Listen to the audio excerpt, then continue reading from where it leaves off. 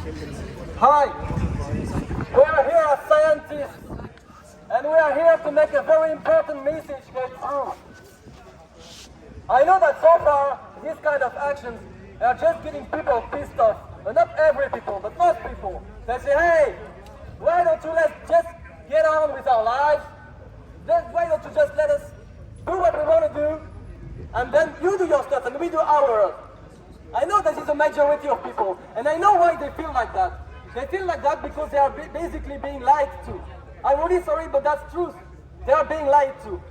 Nowadays, in our society, the governments, the big companies, everyone is praising science to bring them so many wonderful tools. And that's true, and that's a good thing. But why don't we praise science when it's bringing back bad news as well? Now, science has reached a consensus on the fact that our way of life, our daily lives, our daily business we want to just go about, is just destroying our planet. It's just destroying the living conditions of our planet. It's destroying our next daily life. And we have to understand that. We have to get this message through.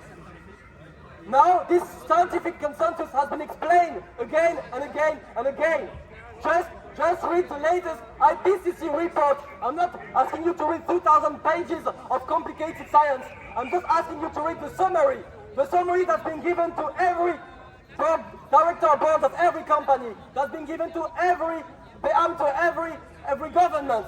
Everybody knows this summary. And this summary is very explicit on what's going to happen.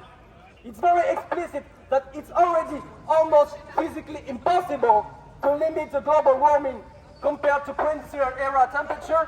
Climate temperature 1.5 degrees is already impossible to avoid. So we already know, your government already know, your companies already know that we have to cope with the consequences of that. So what are those consequences actually? Yeah, 1.5 degrees basically means, okay, it's just more intense events, catastrophic events, more intense and more frequent. That means more drought, more heat waves, more flooding, and actually mostly in parts of the world where people cannot cope with it.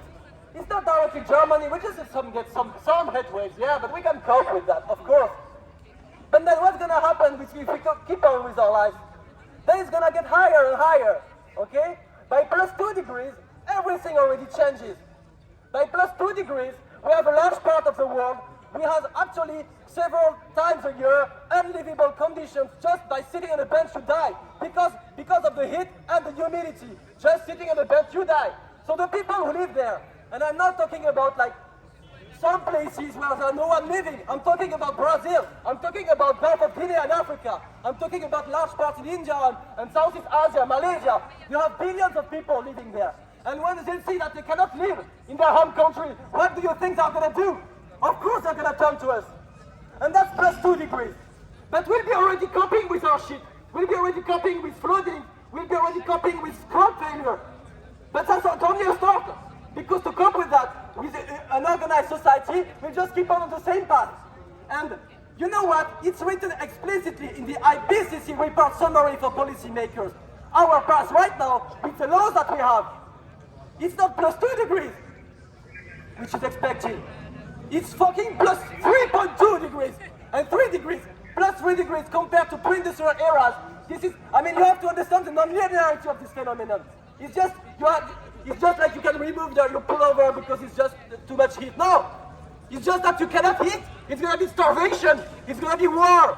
And everywhere on the planet, not only in the third world countries, it's gonna be starvation and war everywhere, including here in Bavaria, including here in Munich, including here in Germany, including in Europe.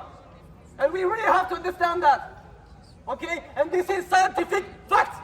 And if you haven't been told that, it's written explicitly, so if you haven't been told, I'm sorry, you really have been lied to. You have to understand that. And that's why here, as a scientist, we have no other option than breaking the laws. We have to come here, sit down on the streets, pissing you off, because you've been lied to, and you have to know, you deserve the truth, all right? So now, maybe you would think, it's possible that many of you would think, okay, this is for the end of the century. So I'm going to be dead by now, so it's all right. So maybe, I understand some people would think that, but come on, you also have to think for yourself what makes sense in your life. What do you care for? What about the arts? What about the culture? What about the science? What about what makes us great as humanity? Just these beautiful buildings we are surrounded by. In a society where you're only war and starvation, this just does not count anymore. This is just destroyed. And now, of course, I'm going to talk about future generations. I have to say, I'm really sorry. I'm actually the father of 2 young children, all right? And those guys, I mean, it's just not possible to let it go like that because we know it's happening, okay? And what am I supposed to say to them? I know it, I document it, all right? This is fucking science. This is we're just not playing with it, okay? And you have to ask yourself, really, what am I gonna say to them? What did I do to prevent it? It's gonna happen.